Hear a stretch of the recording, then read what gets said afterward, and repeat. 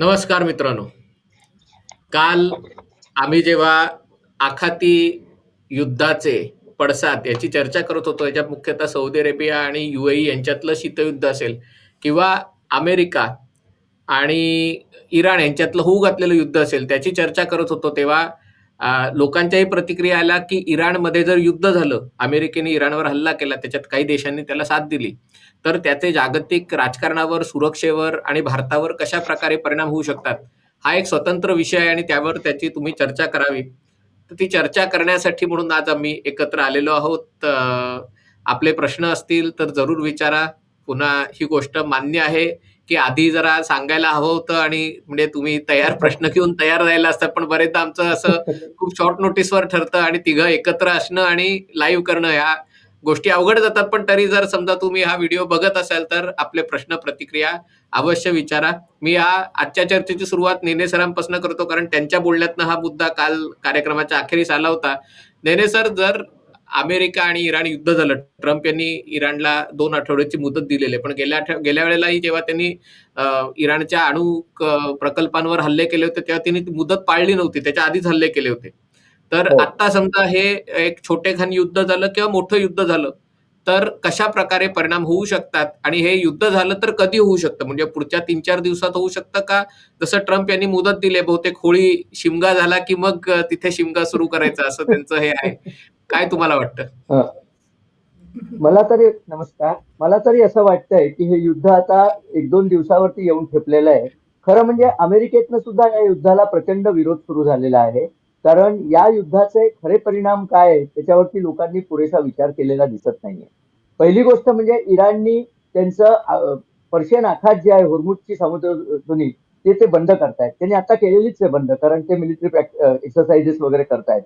जगाच्या 20% तेल आणि नैसर्गिक वायू त्या आखातातनं बाहेर पडतं. ते सगळं आता बंद आहे. अमेरिकेत तरी असं म्हणतायत, की जवळ-जवळ 40% तेल आणि नैसर्गिक वायूच्या किमती जगभर वाढतील आणि यांनी सगळ्या जगामध्येच हाहाकार होईल, अशी एक शक्यता आहे. आणि आपण जे लिमिटेड युद्ध म्हणतोय ना, ते हे लिमिटेड राहील असं वाटत नाहीये. कारण इराणियन लोकांनी ज्या तयाऱ्या सुरू केल्या आहेत, त्या पाहिल्या तर म्हणजे वाटतं, की त्यांना लाँग टर्म लढाई करायची. बातम्या तर अशा आहेत, की त्यांनी हॉस्पिटलना ब्लड सप्लाय एकत्र करून ठेवायला सांगितलाय. नंतर ठिकठिकाणी एक्स्ट्रा बेड्स लावायला सांगितले. कारण माणसं मरणारे त्यांनी गृहीत धरलंय. तुम्ही एक नेहमी विचार केला पाहिजे, की अमेरिका आणि इस्लामिक देश यांच्या विचारसरणीत मूलभूत फरक आहे. माणसं मरणं याला इस्लामिक देशामध्ये फारशी किंमत दिली जात नाही. माणसंही मरायचीच असतात. आपली आणि समोरच्याची काही प्रॉब्लेम नसतो त्यांना. तर असं जर झालं तर अमेरिकेचं एक जरी एअरक्राफ्ट कॅरियर याच्यात डॅमेज झालं आणि ते होण्याची शक्यता खूप जास्ती आहे. कारण इराणकडे प्रचंड प्रमाणावर मिसाईल आणि ड्रोन आहेत. ते मिसाईल ड्रोन पैकी एक जरी त्याच्यावर जाऊन फुटला तर माणसं मरतील आणि माणसं मरली की अमेरिकेतलं लोकमत एकदम प्रेसिडेंटच्या विरुद्ध जातं. परंतु हे सगळं करायचं असलं तर युद्ध हे करायलाच लागेल. कारण आज युद्ध नाही केलं तर उद्या इराण आणखीन बलशाली होत जातो आणि अमेरिकेच्या धमकीची किंमत जगभरात घेत नाही. परंतु त्याचे भयानक परिणाम आपल्यापासून सगळ्या जगाला भोगायला लागणार आहेत. त्याची तयारी आतापासून केलेली बरी. हे आता सुरुवातीचं प्रास्ताविक आहे. पुढे आपण याच्यात बोलणार आहोत. स्वातीताई, तुमचं काय म्हणणं आहे, की हे युद्ध झालं तर कशा प्रकारचं युद्ध होईल? हां, युद्ध झालं तर ती एक दुर्दैवी घटना खुद्द अमेरिकेसाठी ठरेल असं मला वाटतं. कारण जसं आपण ऑपरेशन सिंदूरमध्ये आपण आपलं एक ध्येय ठरवलं, की आपल्याला एवढं करायचंय आणि आपण पाऊल मागे घेतलं. म्हणजे युद्ध सुरू करणं सोपं असतं. पण ते थांबवणं कठीण असतं. आणि हे जर का अमेरिकेने ठरवलं, की एवढंच मर्यादित काहीतरी आपल्याला अचीव्ह करायचं आणि मागे यायचंय. तर मग त्यांना यश मिळालं म्हणजे यश कशाला म्हणायचं याची डेफिनेशन पहिल्यांदा त्यांना बनवायला लागेल. ती जर का नसेल तर मात्र अमेरिका मोठ्या युद्धामध्ये जर का खेचली जाणार असेल, तर ते त्यांच्यासाठीच योग्य ठरणार नाही. कारण नेने सरांनी जे सांगितलं, की त्यांना बॉडी बॅग्सही परवडत नाहीत. आजच्या घडीला आर्थिक संकट गंभीर आहे. त्याच्यामध्ये आणखी खर्च ओढवून घ्यायचा का हा प्रश्न आहे. दुसरी गोष्ट म्हणजे इराणकडे जी अ, विघातक शक्ती आहे, त्या शक्तीला खुद्द मध्य पूर्वेमधले अमेरिकेचे दोस्त मंडळी आहेत तीच घाबरतात. कतार असेल, सौदी असेल, त्या सर्वांनी पाय मागे घेतलेले आहेत, आमची भूमी वापरू नका. कारण त्यांना प्रतिहल्ले नको आहेत. जरी ते प्रतिहल्ले अमेरिकन तळावर करायचे म्हटले, तरी देखील नुकसान त्यांना सोसावं लागणार आहे. तेव्हा ही परिस्थिती बघितली तर अमेरिकेने 10 वेळा विचार केला पाहिजे, की आपल्याला नेमकं काय साध्य करायचंय आणि ते साध्य होऊ शकतं का लष्करी कारवाईमधून? नाही जर का झालं तर मग भारतापर्यंत त्याचे परिणाम जे आहेत ते सरांनी जे सांगितलं, की होर्मुझचा आखात त्यांनी बंद केला, तर व्यापारी सगळ्या जी तेलाची वाहतूक आहे ती अफेक्ट होईल आणि संपूर्ण जगामध्ये तेलाच्या भावांचा भडका उडेल. त्याच्यामध्ये भारतही होरपळून निघेल. हा त्यातला एक व्यापारी परिणाम जरूर आहे. पण मला वाटते इस्लामी दहशतवाद, कट्टरपंथ ह्याला जो चालना मिळणार आहे किंवा चिथावणी मिळणार आहे, तो अधिक गंभीर परिणाम असेल आणि त्याचा खोलवर विचार झालेला अजून दिसत नाहीये. मला तुमच्याशी असहमती दर्शवायची आहे कारण जनरली आपण युद्ध म्हटलं आणि गनिमिकाव म्हटला की जी बाजू कमकुवत असते ती गनिमिकावाने लढते आणि जी बलाढ्य असते ती मूर्खारकी सगळं मोठं सैन्य घेऊन लढते असा आतापर्यंत समज होता. पण दोन युद्धांकडे मला तुमचं लक्ष वेधायचं आहे. पहिली गोष्ट म्हणजे इस्रायल आणि हमास या युद्धाच्या वेळेला असं म्हटलं जात होतं की एकट्या हमासचा पराभव करता करता इस्रायलला एवढा वेळ लागला. तर हिजबुल्ला जो लेबेनॉनमध्ये होता, हिजबुल्लाची तर ताकद हमासच्या 100 पट जास्त आहे. खरोखर 100 पट जास्त आहे. पण ज्या प्रकारे हो. इस्रायलने हिजबुल्लाला लोळवला म्हणजे माणसं न मारता त्यांचं सगळं नेतृत्व एका हल्ल्यामध्ये कापून काढलं आणि त्यांच्या मनात जी दहशत निर्माण केली की पेजर असतील किंवा कुठलेही त्यांचे मोबाईल डिव्हाइसेस म्हणजे ते पेनिट्रेट करण्यासाठी हं. वर्षानुवर्ष गोळा केलेला इंटेलिजन्स, त्याच्यामध्ये केलेलं इन्फिल्ट्रेशन आणि मग नेमके हल्ले आणि त्यामुळे लेबेनॉनचं फारसं काही नुकसान न होता हिजबुल्ला जो तो हमासच्या 100 पट होता त्याला कापून काढला. दुसरी उदाहरण मला रशिया युक्रेन युद्धाचं द्यायचंय. तिथे तुम्ही म्हणत होता तसं झालं म्हणजे रशिया पूर्ण ताकदीने युक्रेनच्या अंगावर गेला आणि मग रशियाचं खूप मोठं नुकसान झालं सुरुवातीच्या काळामध्ये.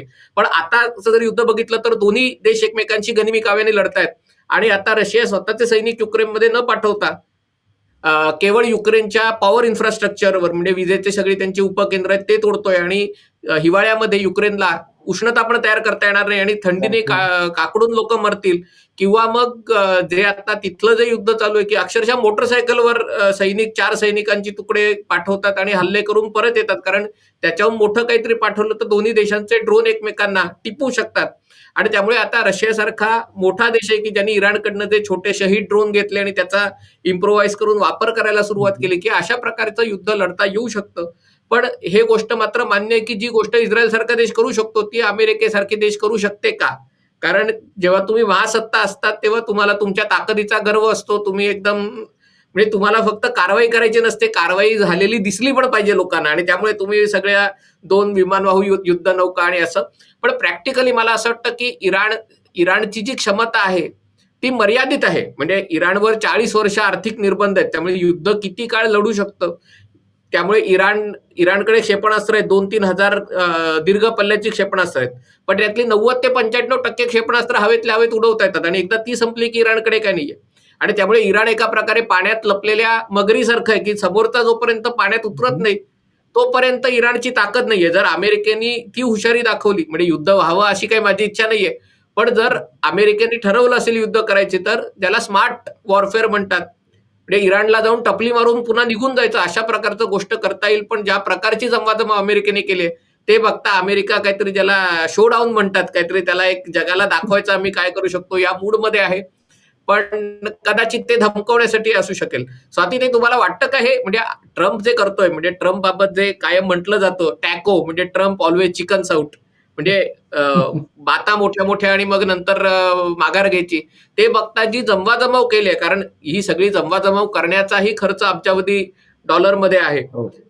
तर एवढी सगळी जमवाजमव केल्यावर युद्ध न करताच काहीतरी दबाव टाकून आणि मग कसा मीच जिंकलो आणि इराण कसं शरण आलं अशा प्रकारचं एक हे करायचं असं काहीतरी करण्याचा ट्रम्पचा डाव आहे का असं वाटतं का तुम्हाला? हां, एक आहे की शक्तीपेक्षा युक्ती श्रेष्ठ असते. म्हणजे तुम्ही जी उदाहरणं दिलीत इस्रायलच्या युद्धाची ती त्याच्यामध्ये मोडतात ही गोष्ट खरी आहे.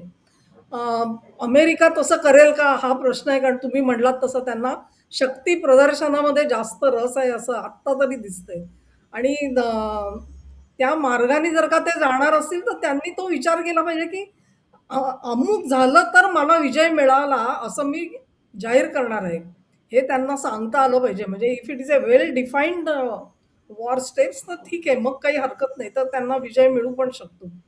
पण ज्या पद्धतीमध्ये ट्रम्प पुढे जात आहे तो मात्र प्रश्न आहे. दुसऱ्या बाजूला मी म्हणू शकते त्यांना मध्यंतरी म्हणजे जवळ-जवळ 2-3 महिन्यापूर्वी काहीतरी एका वार्ताहराने प्रश्न विचारला होता. रेजिम चेंजबद्दल म्हणजे इराणमध्ये खामेनी राजवट बदलेल का? तेव्हा ते म्हणाले होते, की बघा तुम्ही कल्पना करा, की इराकमध्ये जेव्हा अमेरिका घुसली आणि अ, आम्ही जवळ-जवळ 60-70% लोक आम्हाला अनुकूल असलेले त्या राजवटीत ठेवलेले होते. तरी देखील तिथे आम्ही अपयशी ठरलो. त्यामुळे हे राजवट बदलण्याचं किंवा आपले अनुकूल असलेली माणसं तिथे बसवणं, हे सुद्धा कितपत ठीक आहे, ह्याच्याबद्दल माझ्या मनात शंका आहे, असं त्यांनी उत्तर दिलं होतं. तेव्हा ट्रम्प ते किती आक्रस्ताळे असले किंवा काही असले तरी देखील कुठेतरी ते सुद्धा थोडाफार विचार करतात असं मला वाटतं आणि त्या अंगाने जाता मला असं वाटतं, की चिकन आउट नाही म्हणता येणार, पण त्यांची एक स्टाईल आहे, की एक ते पहिल्यांदा अत्यंत टोकाची भूमिका घेऊन दबाव तयार करतात आणि मग नंतर 2 पावलं मागे येऊन दोघांनाही बाबा विन-विन सिच्युएशन मिळेल, असं काहीतरी करतात. अर्थात ते बोलून दाखवतात मीच जिंकलो, पण 2 पावलं मागे येतात हे खरं आहे, कारण त्यांनी टोकाची भूमिका घेतलेली असते. निश्चितच. नेने सर, एक म्हणजे जे जे या युद्धाबद्दल ज्याला स्केप्टिक्स आहेत, ज्याच्याबद्दल त्यांचं असं म्हणणं असतं, की अमेरिका ही चूक करते, की इराण इज नॉट व्हेनेझुएला. म्हणजे व्हेनेझुएला किंवा दक्षिण अमेरिकन देशामध्ये असतं, की एक हुकुमशाह असतो आणि व्यवस्था नसते. किंवा काही अरब देशांमध्येही असतो, की एक हुकुमशाह असतो, पण त्याच्या पाठी काही नसतं आणि त्याला तुम्ही पकडून आणलात, त्याला तुम्ही मारलात, की देश सगळा कोसळू शकतो. पण बरोबर. इराणला किमान 6,000 वर्षाची, खरं तर त्याच्याहून जास्त, पण 6,000 हो, वर्षाची हो. संस्कृती आहे. आणि त्यांची जी थिओक्रसी आहे, जरी जरी इस्लामिक राजवट असली आणि जरी अली खामेनेई त्याच्यातला सगळ्यात ताकदवान नेता असला, तरी त्यांच्या अंतर्गत एक व्यवस्था आहे. उद्या खामेनी जरी मारले गेले तरी त्यांचे उत्तराधिकारी कोण आहे हे ठरवलं आहे.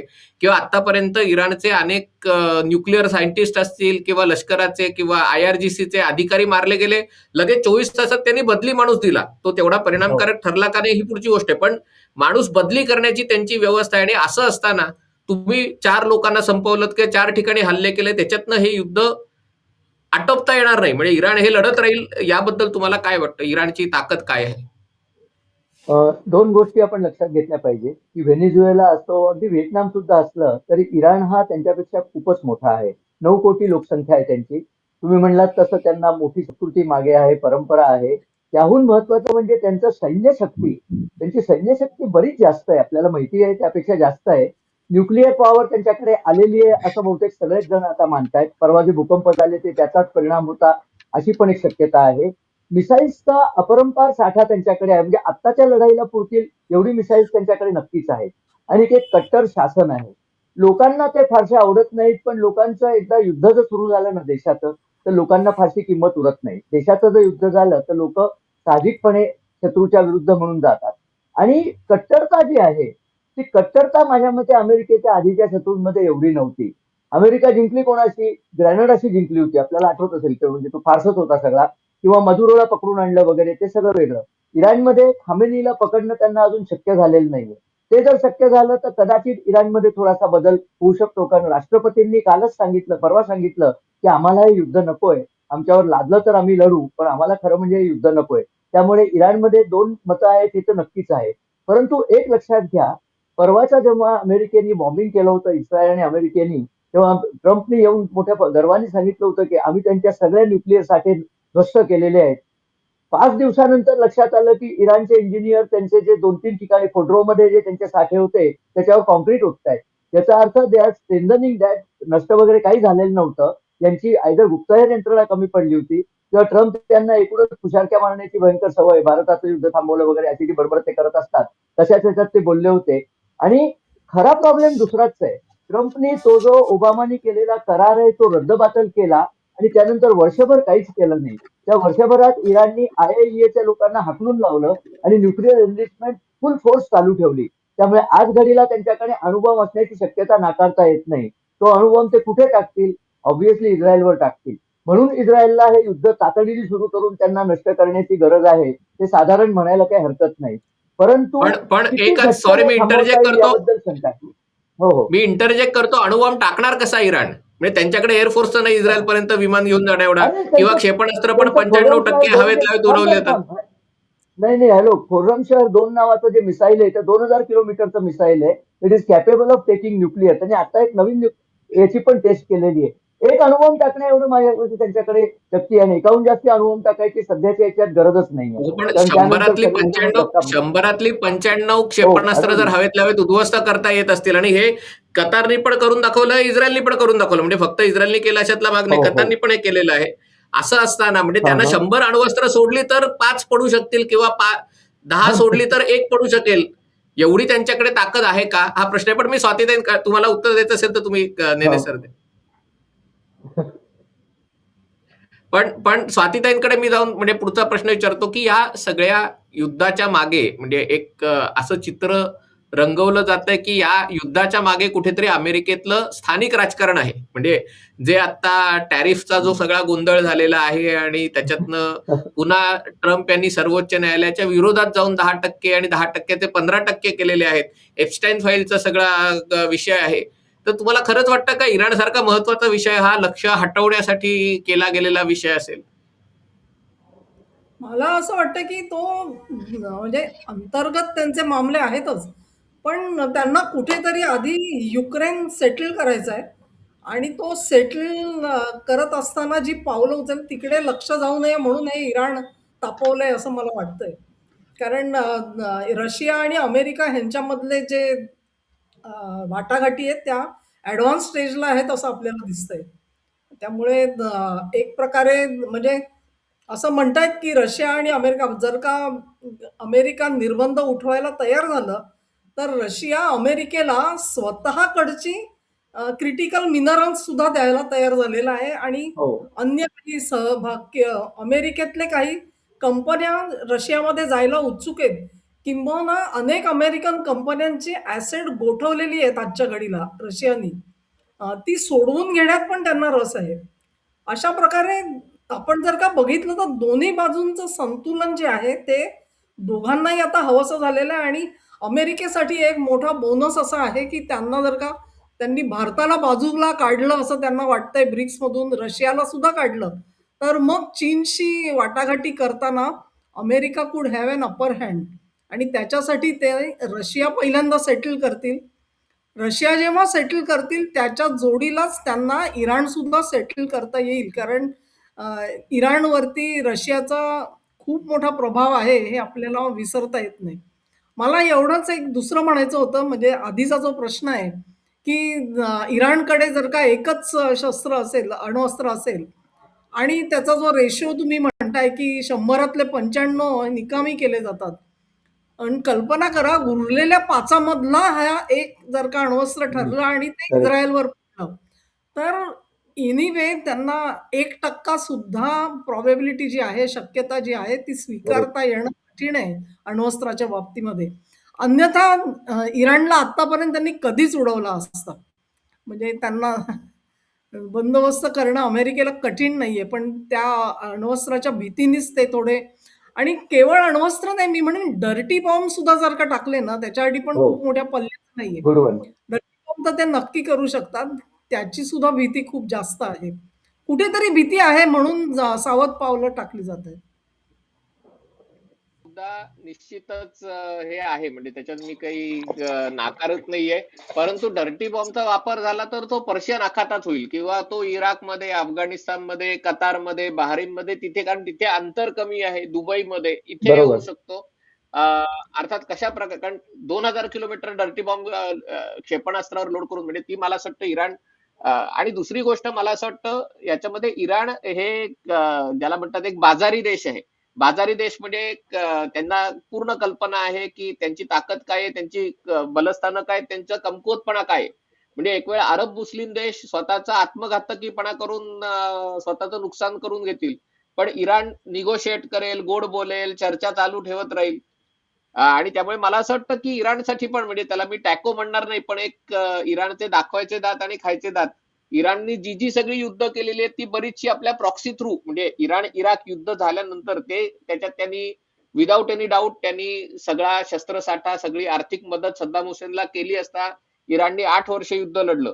पण त्यानंतर इराणनी स्वतः एकही युद्ध लढलेलं नाहीये. ते कायम आपल्या प्रॉक्सी थ्रू युद्ध लढतायत आणि त्यामुळे खरोखरच स्वतःहून युद्ध लढण्याची, खास करून जनतेतल्या अर्धी जनता आपल्या विरोधात असते, तर ती इराणची क्षमता आहे का? नेने सर काय वाटतं? म्हणजे त्या टॅको मुद्द्याबद्दल, अ, इराणच्या आणि वाटाघाटीबद्दल? नाही, मला तर असं वाटतं की डर्टी बॉम्बचा फार चांगला उल्लेख आता स्वातीताईंनी केला. मला असं वाटतं, खरं खोटं आपल्याला कोणालाच माहित नाही, पण हा डर्टी बॉम्ब ऑलरेडी त्यांनी हिजबुल्लापर्यंत पोहोचून ठेवला असणार. कारण इथे मध्ये 1 वर्ष त्यांना काहीही कोणी त्यांच्यावरती लक्ष ठेवलेलं नव्हतं, काहीही करता येत होतं त्यांना. आणि हिजबुल्ला हे सिरिया आणि लेबनॉनमध्ये बसलेले आहेत. त्यांना तिथनं इस्रायलपर्यंत डर्टी बॉम्ब नेणं तर निश्चितच सोपं आहे. कितीही तुम्ही त्याला अडवायचं म्हटलं. आणि इस्रायली कॅल्क्युलेशन हे स्वातीताईंनी बरोबर सांगितलं, 1% सुद्धा शक्यता त्यांना चालायची नाही, कारण इस्रायलमध्ये जर काही झालं तर तो देशच संपतो.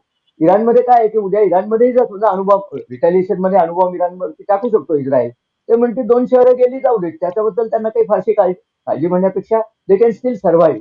Israel cannot survive. अजून एक गोष्ट काल स्वाती यांनी फार उत्तम मुद्दा मांडला होता, तोही आपल्याला इथे घ्यायला हवाय, की इराण ज्या प्रॉक्सीजना जी मदत करतोय, ते प्रॉक्सी काही गप्प बसणार नाही. अमेरिकेने लिमिटेड स्ट्राईक केला तरी सगळे प्रॉक्सी, म्हणजे ते रानकुत्रे जसे शिकाऱ्यावरती तुटून पडतात, तसे सगळे प्रॉक्सी कोणावरती पडतील तुटून? तर सौदी अरेबिया, युएई, आणखीन कुवेत, हे दुर्बळ देश आहेत. बहारीन तिसरा, हे सगळे दुर्बळ देश आहेत. त्यांच्यावरती त्या प्रॉक्सींनी हल्ला केला तर या देशांनी कुठे जायचं? अमेरिकेचा सर्वात मोठा बेस अल उदेद जो कतारमध्ये आहे, तिथे हल्ला केला तर कतारचं तर नुकसान होणारच आहे ना. म्हणून सगळी अरब राष्ट्र तुम्ही पाहिले असते तर अमेरिकेला विनवतायत की लढाई करू नका, इथनं बाजूला सरका, कारण त्यांच्यावर पडणार आहे. अमेरिकेवर प्रत्यक्षात काहीच पडणार नाहीये, हे आपण विचारात घेतलं पाहिजे. पण स्वातीताई, म्हणजे मला नेने सरांचा मुद्दा मला मान्य आहे, पण जे आपण पाकिस्तान बद्दल गेले 20 वर्षापूर्वी, 10 वर्ष मोदी येण्याच्या आधी जे पाकिस्तान बद्दल आपण करायचो, की काही झालं की पाकिस्तान अण्वस्त्र हल्ला करेल, काही झालं की हो पाकिस्तान हो. आपल्याला हे करेल, आणि आपण काहीच करायचो नाही. पण प्रत्यक्षात जेव्हा आपण गाझापट्टीतलं युद्ध बघितलं, इराणनी काय केलं हमासच्या मदतीसाठी? काही केलं नाही. जेव्हा लेबेनॉनवर हम्म. हल्ला केला इस्रायलने, इराणनी काय केलं? 100 मिसाईल सोडल्या, ज्या हवेतल्या हवेत नष्ट झाल्या. पण हिजबुल्लाची राजवट वाचवायला इराणनी काहीही केलं नाही. जर या देशांसाठी इराण काही केलेलं नाहीये, तर उद्या इराणवर हल्ला झाला तर हे देश किंवा ह्या सगळ्या टोळ्या, ह्या सगळ्या संघटना स्वतःचे प्राण पणाला लावून इराणसाठी का लढतील, असं तुम्हाला वाटतं? नाही, त्यांना एक आंतरिक उर्मी आहे आणि ती इराणला वाचवण्यासाठी म्हणून नाही. ते स्वतःच्या कारणांसाठी लढतात आणि मदत इराण घेते. खरंय. म्हणजे तुमचा मुद्दा जो बरोबर आहे, की जे कारण इराण त्यांच्या मदतीला जाऊ शकलं नाही हे आहे. तेच कारण रशिया, चीन इराणच्या मदतीला येणार नाहीत हेच आहे. म्हणजे प्रत्यक्ष युद्धामध्ये कोणालाही हात घालायचा नाहीये. जसा इराणला या युद्धात घालायचा नव्हता, तसा रशिया, चीनला त्या युद्धात प्रत्यक्ष हात घालायचा नाहीये. त्यामुळे पण इराणची एक बाब आपल्याला मान्य करावी लागेल, ते बुद्धिमान आहेत. आणि त्यांच्याकडे खरोखरच टेक्नॉलॉजी आहे. म्हणजे असं नाहीये, की ओढून-ताणून कुठून तरी त्यांनी आणली आहे आणि हम्म. करतायत. बुद्धिमान लोकांचा देश आहे आणि ते वेगवेगळ्या मार्गाने आपले हेतू साध्य करू शकतात. एक झालेलं आहे, की इस्रायलनी इतकं पेनिट्रेशन केलेलं आहे त्यांच्या IRGCमध्ये असेल किंवा राज्य व्यवस्थेमध्ये, की ते इस्रायलचे हेर जे आहेत, ते इराणला कमकुवत करतायत आणि त्याच पाथनी तुम्हाला जावं लागेल असं मला वाटतं. अ, आतून व्यवस्था तुम्ही खिळखिळी करत आणलेली आहेत ना, तो मार्ग जास्त, जे आपण पाकिस्तान सोबत केलं. मला मला हम्म. असं वाटतं मला असं वाटतं जेव्हा इराण इस्रायल संबंध आहे, बघा इस्रायलने इराणवर जो हल्ला केला, एक तर हमासच्या नेत्याला इराणमध्ये मारलं, म्हणजे तो नेता कुठल्या खोलीत किती वाजता कधी जाणार हो आहे हो. हे त्यांना खरंय. माहिती होतं. इतका हो इतका हो. डीप लेवल इंटेलिजन्स, की त्या राईट. खोलीवर बरोबर हल्ला करून त्या कुठलंही कोलॅटरल डॅमेज न हो. करता ते किती आतपर्यंत इराणला पोखरलेलं आहे, इस्रायलने असेल, अमेरिकेने असेल. आणि दुसरी गोष्ट मला असं वाटतं, की तीच गोष्ट नंतर जे सगळ्या नेत्यांना एका खोलीत बोलवून त्या खोलीवर हल्ला करणं आणि सगळी लीडरशिप कापून हो. काढणं, हे कुठेतरी इराणला ही भीती हिजबुल्ला. आहे. हे खरं आहे, की युद्ध काही तुमच्या कागदावर चौकटी आखून लढायचं नसतं. ते युद्धात कोणातरी बाजूची चूक होऊ शकते, कोणतरी बाजूचा एक अंदाज चुकू शकतो आणि तो इस्रायलचा अंदाज चुकू शकतो, अमेरिकेचा अंदाज चुकू शकतो. कदाचित इराणच्या जनतेमध्ये जे आता राजवटी विरोधात वातावरण आहे, जर इराणवर हल्ला केला तर ते एकत्र येऊ शकतात. पण या सगळ्याचे म्हणजे मला असं वाटतं, की कदाचित इतर देश इराणच्या मदतीला आले नाहीत. तरी देखील जो सुन्नी शिया ही जी फॉल्ट लाईन्स आहेत आणि त्या गेल्या जवळजवळ 1,500 वर्ष म्हणजे प्रेषित मोहम्मदानंतर 100 वर्षात त्याच्यात फितना म्हणतात मुस्लिम हो, जगात आणि एक सुन्नी शिया हे तयार झालं. बरोबर. त्या ज्या फॉल्ट लाईन्स आहेत त्या खूप जुन्या आहेत आणि त्यामुळे जरी असं या युद्धाचं महायुद्धात परावर्तन झालं नाही तरी त्याच्यातनं एक शिया दहशतवाद किंवा अशा प्रकारे म्हणजे युद्धात काही होणार नाही पण युद्धानंतर अशा प्रकारे एक त्याला हो. दहशतवाद आणि त्याच्यातनं आखाती देशात हल्ले वगैरे अशा प्रकारचं एक प्रॉक्सी वॉर त्याच्यातनं उभं राहू शकतं का? आणि दुसरा मुद्दा आहे की जर इराण कमकुवत झाला या युद्धामध्ये पराजित नाही झाला पण जसं नेने सरही कालच्या चर्चेत म्हणले की इराण हा काही म्हणजे जरी संस्कृती अनेक हजारो वर्षांची असली तरी त्यातले जे पर्शियन लोक आहेत ते जवळजवळ 60% आहेत. बाकीचे 50-60% लोक आहेत, बाकीचे 40% लोक आहेत. हे आझेरी आहेत, हे कुर्द आहेत, हे बलोच आहेत, हे काही पठाण आहेत म्हणजे असे सगळे मिक्स लोक आहेत. अशा प्रकारे जर त्यांच्यामध्ये सेक्टरियन स्ट्राईफ तयार झाला तर ते जगाला परवडण्यासारखं आहे कारण मग ते अफगाणिस्तानात येईल, पाकिस्तानात येईल, कदाचित भारतात येईल. म्हणजे आजही तुम्ही लखनौमध्ये गेलात तर लखनौच्या इमामवाड्यामध्ये तुम्हाला हसन नसरल्लाचा फोटो खामेनी हो, आणि हो. खोमेनीचे फोटो हे तुम्हाला लखनौ उत्तर प्रदेशच्या राजधानीत दिसतात. म्हणजे याचा काही त्या शिया लोकांच्या उद्देशाशी काही हे नाहीये पण त्यांच्यासाठी ते आदर्श आहेत. असं असताना दहशतवादाच्या रूपाने हे कशा प्रकारे वरती येऊ शकेल? स्वाती ते तुम्हाला काय वाटतं? हा खूप मोठा मुद्दा आहे कारण सर्व शियांसाठी इराण हा शिरोबिंदू आहे तसं बघितलं तर. आणि त्यांचे जे धर्मगुरू आहेत ते सुद्धा शिरोबिंदू आहेत. त्या शिरोबिंदूला तुम्ही जेव्हा हात लावता म्हणजे गुंडगिरी करून जसं मधुराला उचलून नेलं म्हणजे ही जी होती ते मधुरो हा काही कुठला असा शिरोबिंदू नव्हता. पण इराणला तुम्ही जेव्हा हात लावता इट इज लाईक सौदीच्या मक्का मदिनेला हात लावण्यासारखं आहे ते.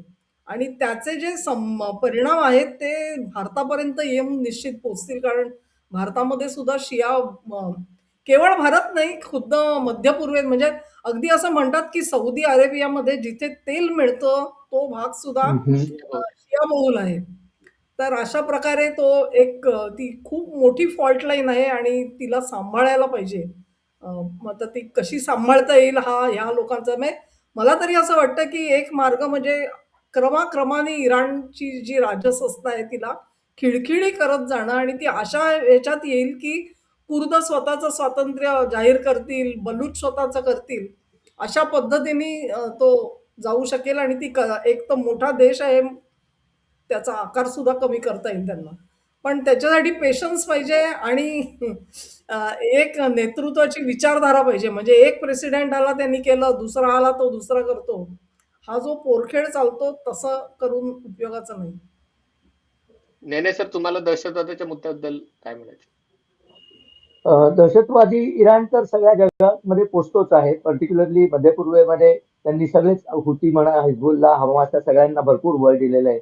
आता इराणच्या घराला आग लागली त्यामुळे त्यांना ते पोचतील असं नाही. पण एक इराणला जर नष्ट करण्यात अमेरिकेला यश आलं, नष्ट म्हणजे इराणची न्यूक्लिअर पॉवर गेली, तर मग इराण म्हणेल न्यूक्लिअर पॉवर नाहीतरी नाहीच आहे. आता सगळे दहशतवादी मोकळे व्हा आणि जमेल तिथे हल्ले करत सुटा. दुसरं काही आमच्या हातात आता उरलेलंच नाही. तर न्यूक्लिअर धमकी तरी देता येते. आता धमकी द्यायला सुद्धा जर उरलं नाही न्यूक्लिअर तरची ही गोष्ट आहे.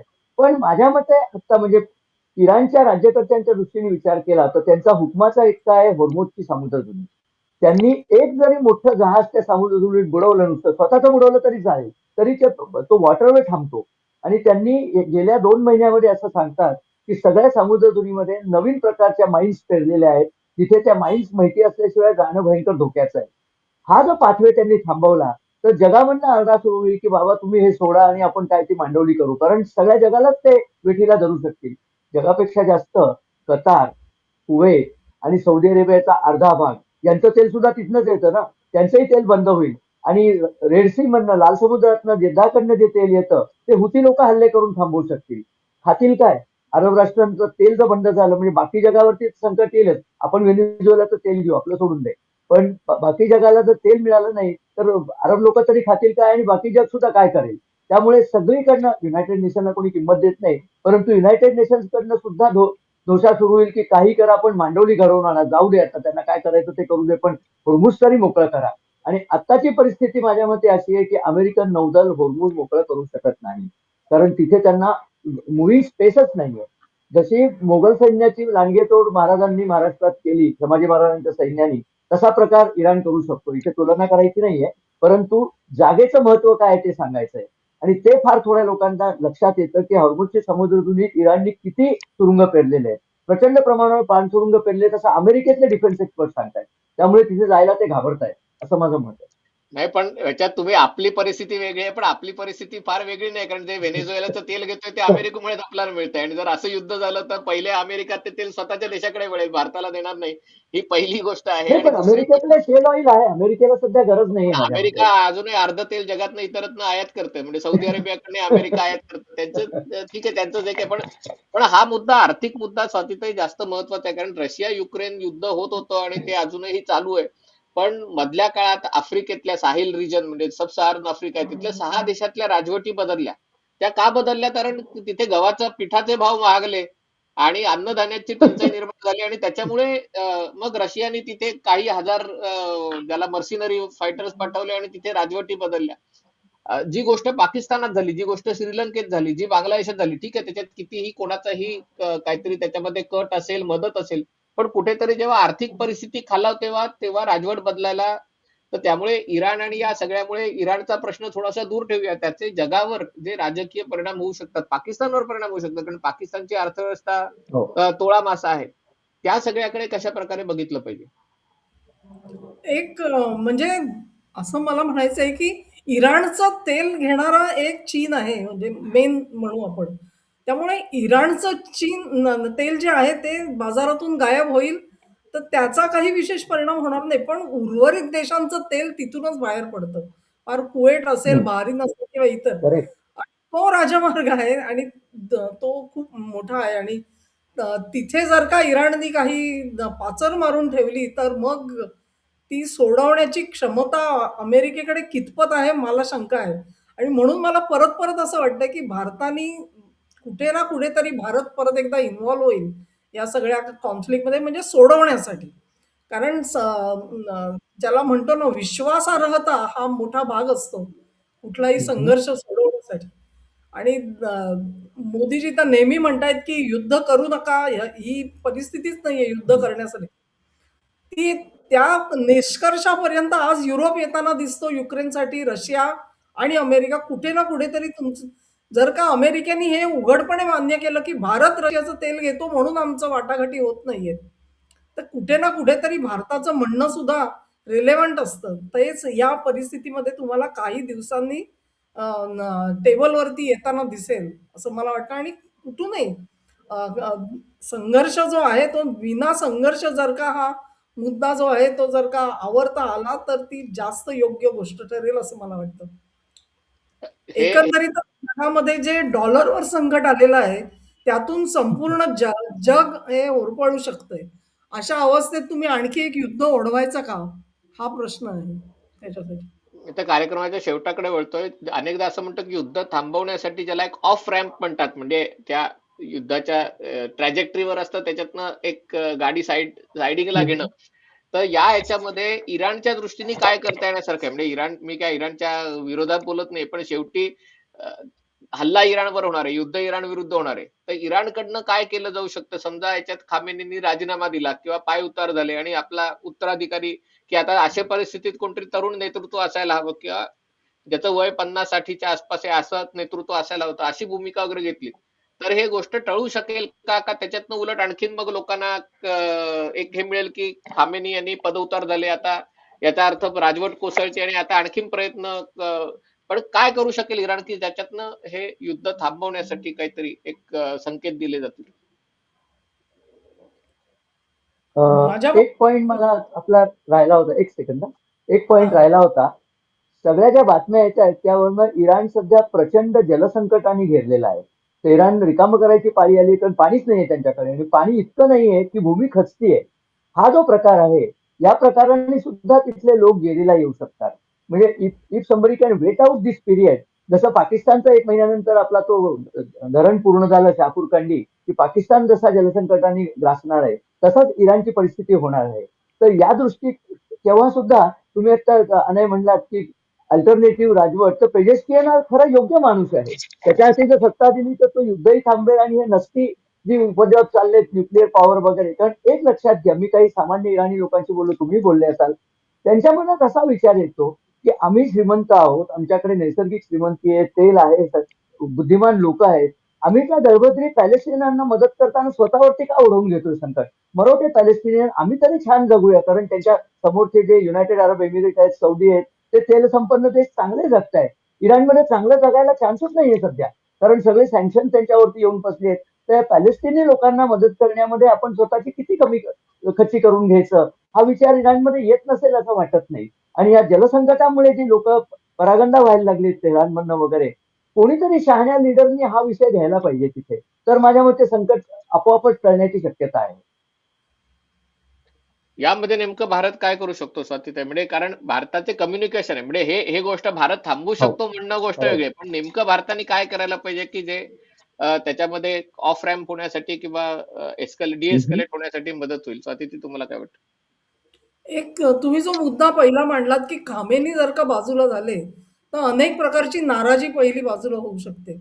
आणि हे हम्म. म्हणाले तसं पेजेशकियान हे खरोखर योग्य नेतृत्व आहे.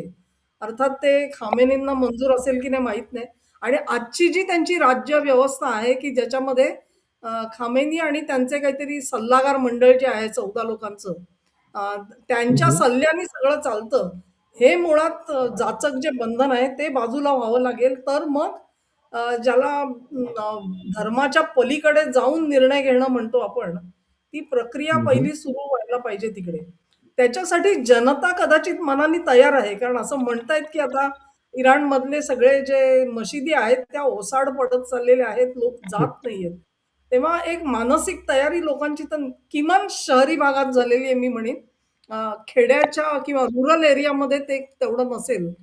पण तरीसुद्धा एक लाट मात्र जरूर आहे आणि त्या दिशेने प्रयत्न करायचे तर भारत त्याला मदत करू भारताची मदत अशा अर्थाने, की चीन आणि रशिया सोबत आज तुमचे चांगले संबंध आहेत. जोवर चीन आणि रशियाचेही काही मुद्दे आहेत इराणसाठी, ते जर का अमेरिका आणि ही बाजू इस्रायल यांनी मान्य करायचं म्हटलं, तर त्यांना एका टेबलवर यावं लागेल. म्हणजे आज जसं म्हणतात युक्रेनसाठी परस्पर अमेरिका आणि रशियाच वाटाघाटी करतायत. त्याच्यामध्ये युरोप आणि युक्रेनचा सहभाग नाहीये. तशी काहीतरी परिस्थिती कदाचित इथे निर्माण होऊ शकेल आणि दॅट इज वेअर मला वाटतं भारत जास्त योगदान देऊ शकेल असं मला वाटतं. निश्चितच आत्ताच मी बातमी बघत होतो की इराणच्या हम्म. विद्यापीठ आता उघडी झाली आणि पहिल्याच दिवशी तिथे अँटी गव्हर्नमेंट प्रोटेस्ट हे विद्यार्थ्यांमध्ये सुरू झाले आहेत. अर्थात या सगळ्या अमेरिकन बातम्या किती विश्वास ठेवायच्या, पण तरी म्हणजे अगदीच ते काही अफवा नसतात, पण ही वस्तुस्थिती आहे की जो युद्ध लढण्यासाठीचा जो तरुण वर्ग आहे तो जर याच्यामध्ये मनाने सहभागी नसेल तर युद्ध लढणं अवघड आहे. पण मला असं वाटतं कार्यक्रमाचा समारोप करता करता मला असं वाटतं की हे जे संकट पश्चिम आशियात आलेलं आहे, काही जणांच्या मते पश्चिम आशिया कूच बदलतोय. म्हणजे ज्या प्रकारे युएई आणि सौदी अरेबिया आता डिरॅडिकलायझेशन कडे गेलं, इराण बाय फोर्स और बाय विलिंग, म्हणजे एक प्रकारचं तुम्ही हम्म. शिया व्यवस्था ठेवा, तुम्ही धार्मिक एक व्यवस्था ठेवा, पण जे एक अमेरिका, इस्रायल किंवा सौदी अरेबिया, अरब देशांच्या विरोधात तुम्ही एक शीतयुद्ध लढल्यासारखी व्यवस्था करताय, ती जर तुम्ही बंद केली तर याच्यातनं मार्ग निघू शकेल का? तर असं काही झालं तर ते सगळ्या जगासाठी चांगलं असेल. पण आपल्याला जे काही अपेक्षित असतं ते राजकारणात होतं असं नाही, कारण राजकारणात सगळ्या गोष्टी हितसंबंधांशी जोडलेल्या असतात. सगळ्या गोष्टी कुठेतरी डेडलाईन कोणाचं तरी घड्याळ त्याचं स्टॉपवॉच असल्यासारखं ते हे होत असतं आणि त्या त्या एखादी गोष्ट होण्याच्या आत एखाद्या निवडणुकांसाठी, एखाद्या निवडणुका जिंकण्यासाठी गोष्टी केल्या जाऊ शकतात. पण त्यामुळे आपलं काम गोष्टींकडे लक्ष ठेवणं आणि त्याचा अभ्यास करणं आणि त्याच्याबद्दल शक्यता वर्तवणं एवढंच असतं. मला असं वाटतं आज एका शॉर्ट नोटीसवर आपण सगळे एकत्र आलो आणि हा विषय चांगला चर्चा झाली. मला वाटतं पुढच्या काही दिवसात आपल्याला हा विषय आणखीन त्याच्यावर त्याचे बरोबर. आणखीन काही कंगोरे आहेत, पैलू आहेत, ते आपल्याला मांडावे लागतील. मला असं वाटतं हो. आता आपण इथेच थांबूया, पण पुन्हा एकदा भेटूया कदाचित आणखीन नवीन सदस्यांसह, आणखीन नवीन विषयांवर. धन्यवाद.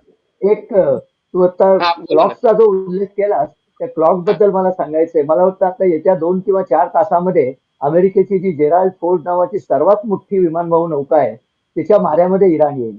आणि बहुतेक ट्रम्प त्याचीच वाट पाहत असावे की दोन्ही बाजूनी माऱ्यामध्ये इराण आल्यानंतर धमकीला सार्थ रूप देता येईल.